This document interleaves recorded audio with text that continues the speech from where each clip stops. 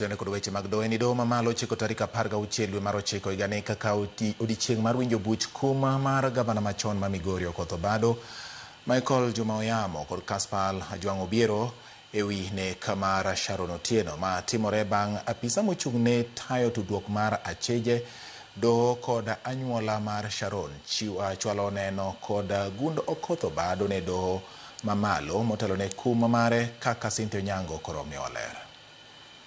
Doho ma Milimani koro timo ikruok makende mar winjo buch kum mar nek mar nyadendi Sharon Otieno manonegi ka pek e higa mar 2018 ka oja higni 26.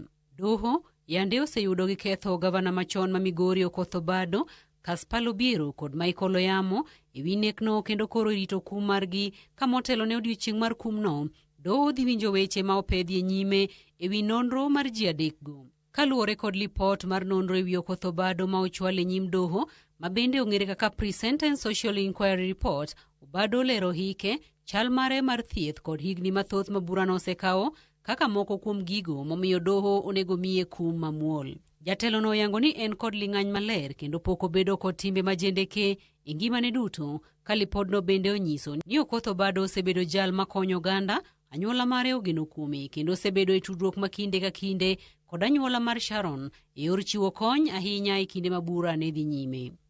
Olero ni kata obedo ni doho noyude kod ketho, omako chung' ni ok nonego Sharon kendo nyiso kuyone makende ne anyuola mare. Kwayo mar anyuola mar Obado en mondo doho ng'i kum mare kod wang' mamuol, ka anyuola mar Sharon to okwayo doho mondo ne ane kaponi nyalo ketie tim singo ma Okoth Obado nochiwo ne Sharon kapok notho kendo chwal sir makamano ne jonyuolne mondo konye rito ngima nyithinde kod bero ngimagi giwegi. Okinde mag sirikal momako burano kod mago manochung'ne Acheje adekgo igeno mar chwalo lipodgi e yor duoko ewi nonro mar lipodno mochiw kod kwayo mar anyuola. Doho igeno mar rango duoko mar nonro mar Obado, duoko mar okinde kod weche mamoko kapok gichopo e ng'eto mar kum midhi miye. Burani igeno winj tarik 16 dwe mar 9 higa ni. Cynthia Onyango, Ramogi TV, Nairobi.